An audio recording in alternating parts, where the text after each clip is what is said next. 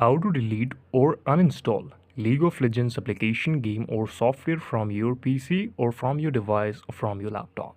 Welcome back to the channel, guys. Let's start this video without any further delay. As you know that this is the League of Legends game, and if it is installed in your computer, if you have it as an application on your PC, then you should click on the search bar of your PC, that is Windows 11. You can do the same thing if you have any type of Windows.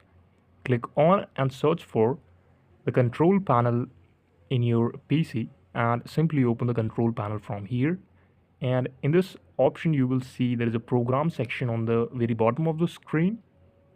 From this, here I can see all of my available software application or any type of game or any type of thing in this menu or from this list. You should simply choose the League of Legends from this menu, click on it, and then you can uninstall directly from this menu. Thank you so much for watching this video.